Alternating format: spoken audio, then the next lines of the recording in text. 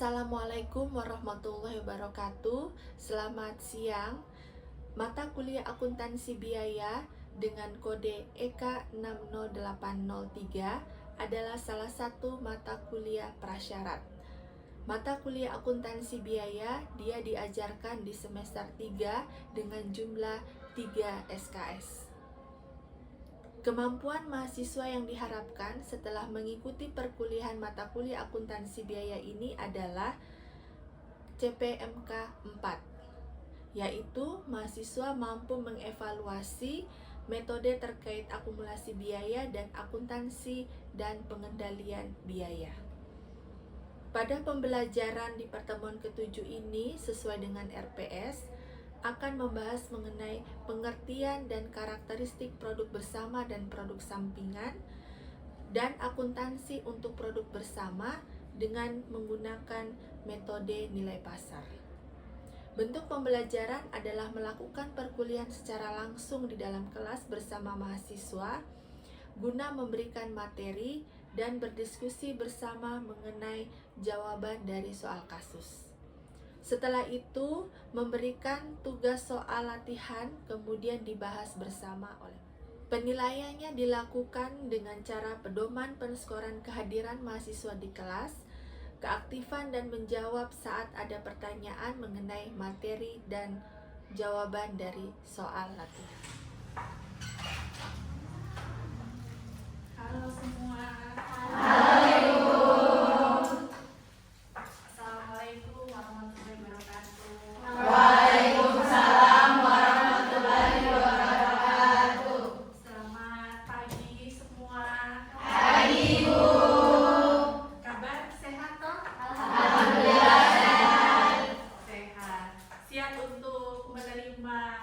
Perkuliahan dari saya.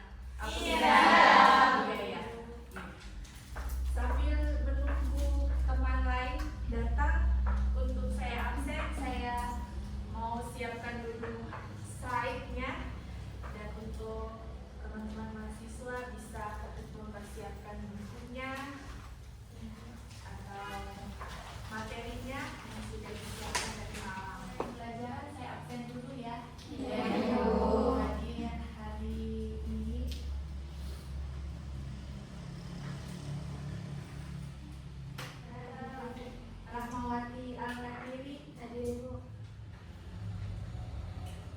Masih boleh ya baca apa?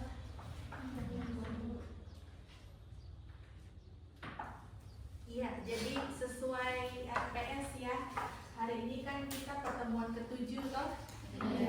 Kalau di RPS itu di pertemuan ke-7 materinya kita terkait dengan penentuan harga pokok atas produk bersama dan juga produk sampingan. Jadi nanti saat perkuliahan nanti kita akan membahas terkait dengan pengertian apa itu produk bersama, kemudian apa itu produk sampingan dengan contoh-contohnya juga.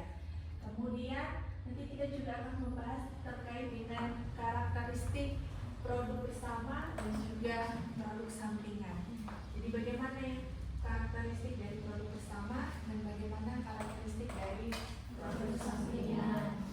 Kemudian nanti yang ketiga juga kita akan membahas terkait dengan akuntansi untuk produk bersama menggunakan salah satu metode, yaitu metode nilai pasar. Jadi ini adalah pokok bahasannya. Kita lanjut saja ke materinya. Yang pertama adalah produk bersama. Tadi malam sempat belajar toh? Baca materinya kan? Iya.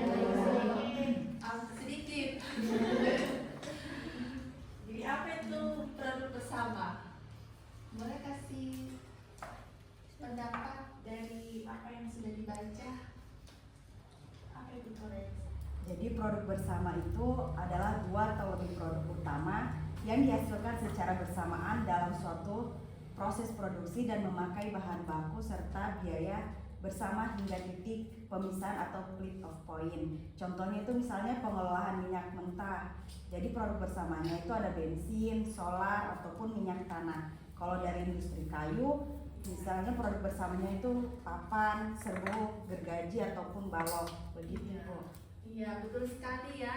Jadi produk bersama itu adalah dua produk atau dia juga bisa lebih dari dua produk ya, bisa 3, bisa 4, bisa 5 dan seterusnya, tidak ditentukan berapa jumlahnya, yang dihasilkan secara simultan atau secara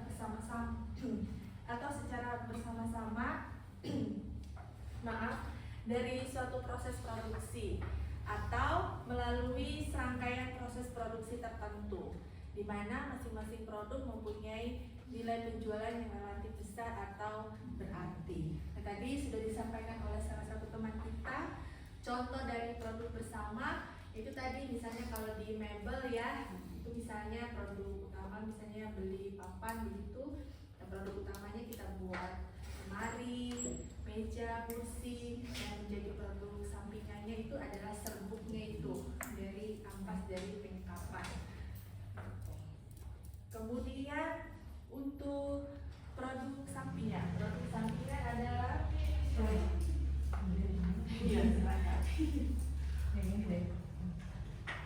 Produk sampingan adalah hasil samping yang diperoleh selama proses produksi suatu produk utama, meskipun memiliki nilai jual. Produk samping bukan tujuan utama dari proses produksi dan nilainya jauh lebih rendah dibandingkan produk utama. Iya, betul sekali ya. Jadi produk sampingan itu bukan produk utama yang mau diproduksi, tapi dia itu adalah sisa dari produk utama. Begitu. Nanti kalau tadi disampaikan contohnya misalnya di mebel, ya berarti kan serbuk kalau dari bagian apa itu kan bukan produk utama ya, bukan yang mau diharapkan. Ya, itu adalah produk sampingan. Jadi produk sampingan adalah produk-produk yang nilai penjualannya jauh lebih rendah bila dibandingkan dengan produk utama. Jadi produk utama sudah pasti itu adalah produk utama yang mau dihasilkan oleh perusahaan atau industri. Pedagang yang jual ayam potong, begitu tuh di pasar daging misalnya, tuh kalau misalnya mau jual produk utamanya ayam utuh, nah itu menjadi produk utama. Yang menjadi produk sampingan apa? Bulu ayam. Kan kalau misalnya jual ayam daging, toh kan nggak mungkin kecuali kalau dijual hidup. Tapi kalau misalnya yang sudah dikupas bulu, berarti yang menjadi produk sampingannya adalah bulu ayam. Yang menjadi produk utamanya adalah ayam daging, ya ayam daging atau ayam potong. Kalau misalnya ayamnya tidak dijual utuh, tapi dipotong-potong, dan berarti yang menjadi produk utamanya misalnya toh paha ayam, itu kan produk utama. Jadi harganya kan sudah pasti dia lebih tinggi daripada harga sampingan. Dada ayam itu adalah produk utama. Kemudian sayap ayam tuh masuk sebagai produk utama. Yang menjadi produk sampingannya apa? Kepala, jeroan, usus, itu yang menjadi produk sampingan. Iya, ini produk sampingan. Jadi produk sampingan dia diklasifikasikan menjadi dua kelompok berdasarkan pada keadaan produk. Yang pertama, produk sampingan yang dijual dalam bentuk aslinya tanpa proses lebih lanjut. Nah, ini disebut sebagai barang sisa atau barang sampah. Kemudian yang kedua, produk sampingan yang memerlukan proses lebih lanjut agar dapat dijual. Jadi kalau tadi ambil contoh misalnya ayam daging ya atau ayam potong, berarti yang bisa disebut sebagai barang sampah atau barang sisa misalnya bulunya, kalau dia tidak laku terjual. Nah, yang menjadi produk sampingan yang memerlukan proses lebih lanjut agar dapat dijual yaitu kan itu apa tadi, jeroan, ceker, kepala, kulit, sampingan. Jadi yang pertama untuk produk bersama, karakteristiknya adalah produk-produk utama yang ingin dihasilkan sesuai dengan tujuan produksi melalui suatu proses atau serangkaian proses dan dilakukan secara simultan atau bersama. Jadi kalau saya ambil contoh contoh misalnya ayam daging ya, atau ayam potong, kan nggak mungkin kita penggal-penggal pahanya, kemudian kita penggal dadanya. Berarti kan harus ada proses secara simultan. Jadi kita potong dulu ayamnya, kita cabut dulu bulunya, habis itu baru kita bisa potong-potong ayamnya menjadi bagian paha, bagian dada, bagian sayap, bagian ceker, bagian kulitnya, jerawannya, begitu. Jualannya relatif lebih besar. Ya sudah pasti kalau kita ambil contoh dari ayam potong, ya harga jual paha ayam sama dada ayam harganya lebih mahal dibandingkan dengan harga jeroan, harga ceker ayam, begitu. Kemudian karakteristik yang ketiga dihasilkan dalam jumlah besar. Kemudian yang keempat kadang perlu pengolahan lebih lanjut. Kemudian karakteristik yang kelima, sebuah produk tidak dapat dihasilkan tanpa memproduksi produk lain. Jualannya relatif lebih besar. Ya sudah pasti kalau kita ambil contoh dari ayam potong, ya harga jual paha ayam sama dada ayam harganya lebih mahal dibandingkan dengan harga jeroan, harga ceker ayam, begitu. Kemudian karakteristik yang ketiga dihasilkan dalam jumlah besar. Kemudian yang keempat kadang perlu pengolahan lebih lanjut. Kemudian karakteristik yang kelima, sebuah produk tidak dapat dihasilkan tanpa memproduksi produk lain. Yang pertama, dia dihasilkan bersamaan dengan produk utama dalam suatu proses atau proses dan tidak bukan tujuan dihasilkan. Jadi itu bukan tujuan utama untuk dihasilkan. Jadi yang tujuan utama itu adalah produk bersama. Kemudian karakteristik yang kedua, nilai penjualannya relatif kecil. Kemudian yang ketiga, dihasilkan dalam jumlah sedikit. Kemudian karakteristik yang keempat, kadang perlu pengolahan lebih lanjut. Jadi karakteristik yang ini kurang lebih sama dengan produk bersama. Kemudian karakteristik yang kelima, tidak bisa dihasilkan tanpa memproduksi produk utama. Jadi bisa saja produksi produk utama tanpa ada produk sampingan, tapi kita tidak bisa memproduksi produk sampingan tanpa ada produk utama. Jadi dia harus ada karena adanya produk utama.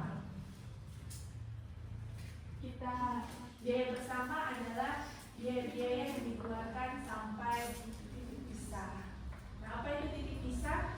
Titik pisah adalah titik pemisahan yang menghasilkan beberapa produk utama dan produk sampingan. Nah ini, kalau kita lihat contohnya itu dari bahan baku ini, kalau saya pakai ini dia nggak terlalu kelihatan kan? Ya, misalnya ini toh dari bahan baku ayam potong.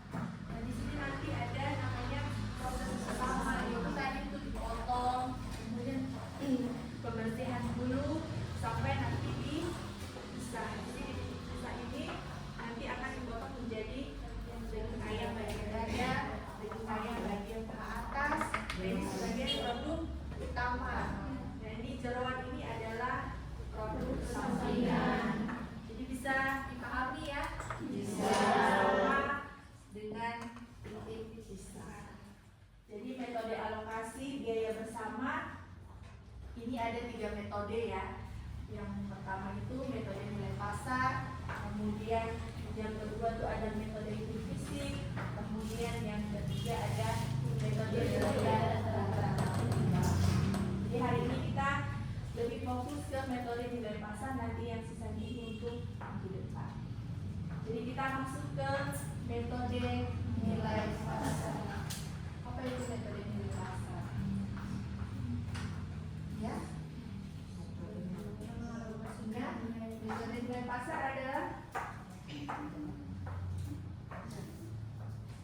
Metode nilai pasar adalah metode yang mengalokasikan biaya bersama berdasarkan proporsi nilai pasar produk utama. Iya, Ya, betul sekali ya. Metode nilai pasar adalah metode yang mengalokasikan biaya bersama. Biaya bersama yang tadi itu berdasarkan proporsi nilai pasar produk-produk utama. Dari tinggi rendahnya harga jual dia bergantung pada kemampuan dari masing-masing jenis produk di dalam menyerap biaya bersama. Nah, pendapatan yang diharapkan diperoleh dari penjualan sebuah produk, dia diharapkan bisa menutupi semua biaya-biaya yang sudah dikeluarkan atau semua biaya-biaya yang terjadi serta memperoleh laba yang wajar. Bagi menjadi berapa? Dua. Dibagi menjadi dua. Yang pertama ada metode apa? Metode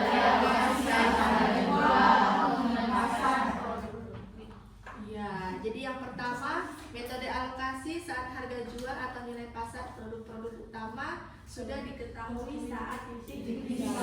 Jadi sebenarnya, nah di sini ada langkah-langkahnya untuk mencari alokasi biaya bersama ke produk utama. Langkah yang pertama bagaimana? Langkah yang pertama kita hitung dulu nilai pasar atau penjualan dari setiap produk utama. Jadi untuk menghitungnya adalah nilai pasar sama dengan harga jual per unit dikalikan dengan jumlah produksi atau unit.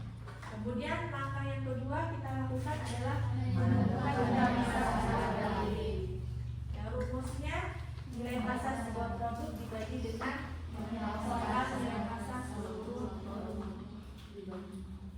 Kemudian ya dibagi ya nilai pasar sebuah produk dibagi dengan nilai pasar seluruh produk untuk mencari nilai pasar relatif sebuah produk.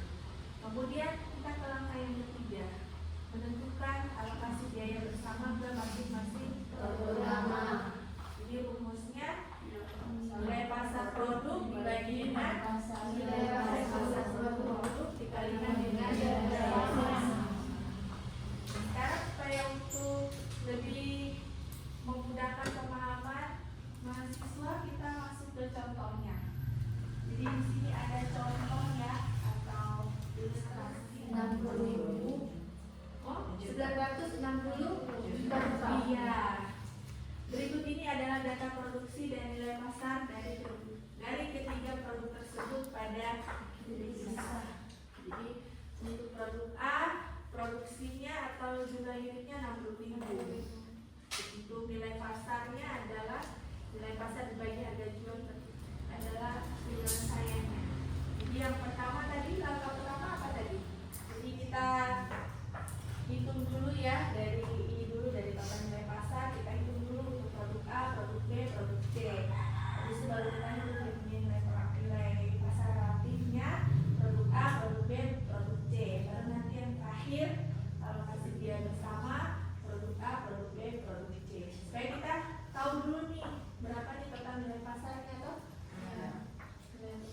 Kita tahu dulu total nilai pasarnya berapa, baru nanti kita bisa hitung ini terakhir. Nah ini ada soal kasus. Ini soal kasus ini ada di halaman 209. Kalau ada yang punya bukunya atau materinya atau sempat fotokopi atau sempat foto ya, silakan buka di halaman 209. Tapi kalau tidak ada yang punya buku atau tidak sempat fotokopi atau sempat foto ya, sudah saya sajikan di depan. Ini untuk contoh media budaya kaya. Silakan dibuat 15 menit, habis itu nanti kita diskusikan sama-sama.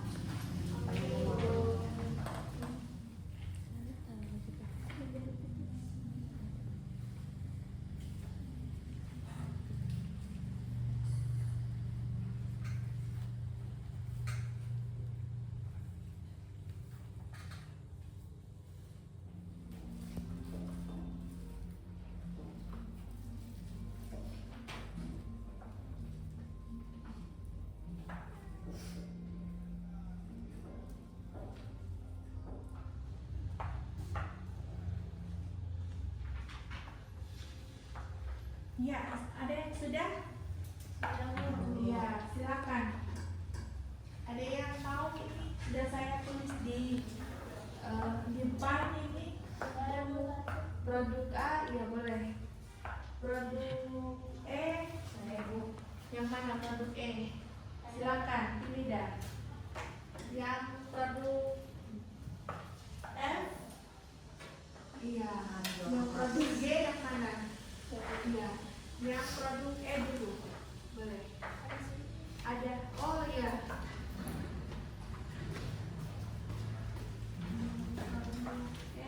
Di langkah yang pertama berapa total nilai pasarnya?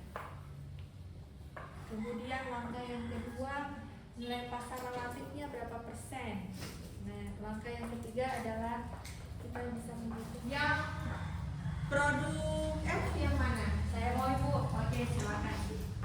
Ada?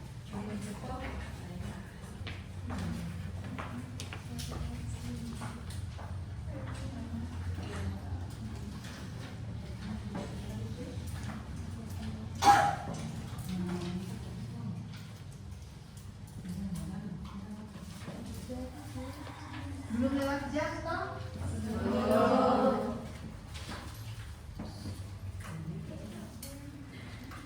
Oke, produk F sudah, produk G. Iya, boleh silakan.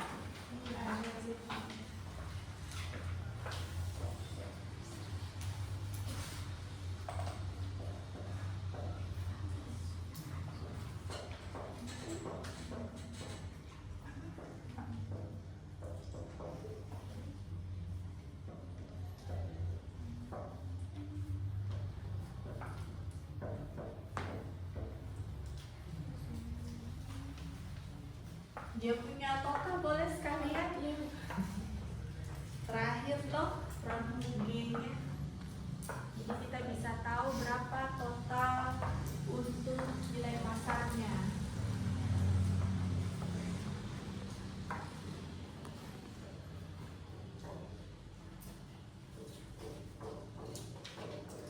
Kemudian kita bisa tahu berapa total dari alokasi biaya bersama.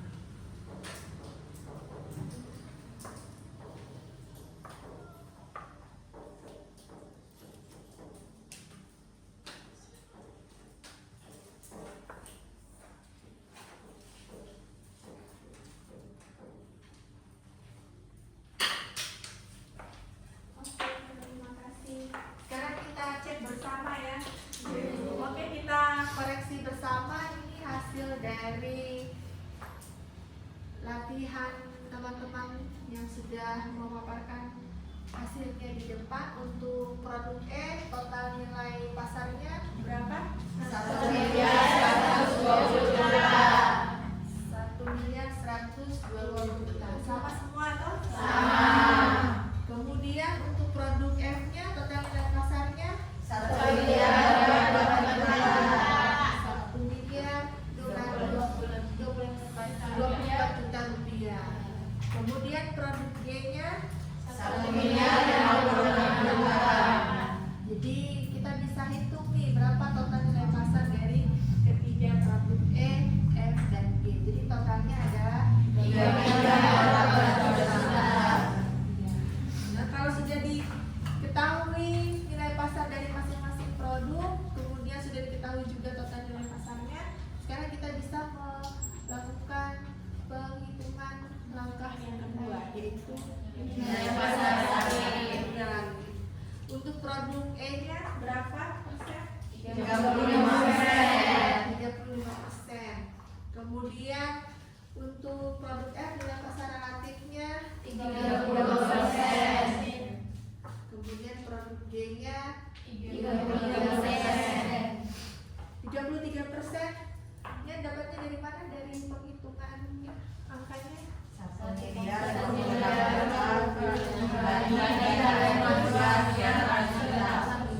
nilai pasar produk G dibagi dengan total nilai pasar. Kemudian untuk alokasi biaya bersama, untuk produk A-nya produk E-nya 168 juta. Sebelah sana kelihatan? Iya. Ada jawaban. Jawaban sendiri. Kemudian untuk produk F-nya alokasi biaya bersamanya 1 Rp133.800. Kemudian untuk produk D-nya Rp188.400. Jadi kalau di total berapa alokasi biaya bersamanya? Jadi sama semua tuh. Kita simak sama-sama dia punya solusi yang sudah saya tampilkan di depan. Sama tuh? Jadi dia punya langkah sama perhitungannya bisa diikuti ya. Untuk alokasi biaya bersama. Sampai di sini ada yang mau ditanyakan atau mau didiskusikan?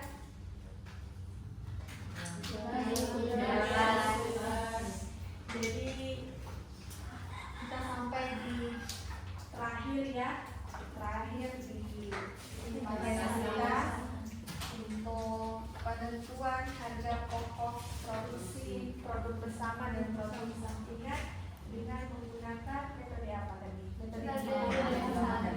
Iya, metode nilai pasar.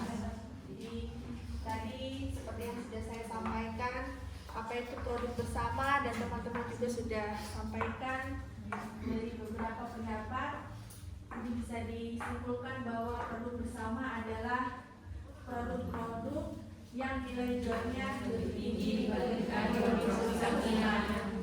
Jadi harga jual produk utama atau produk bersamanya itu harga jualnya lebih tinggi dibandingkan harga produk sampingan.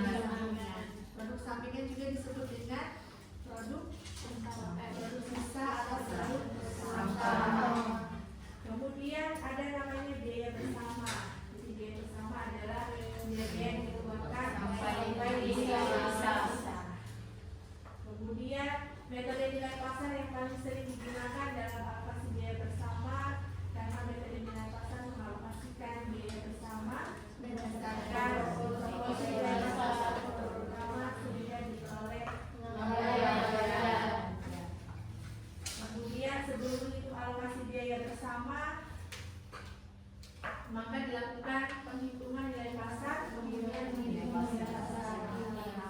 Jadi ada 3 langkah tadi toh. Jadi menghitung nilai pasar, kemudian total nilai pasar, habis itu menghitung nilai pasar relatif, habis itu baru kita bisa menghitung alokasi biaya bersama.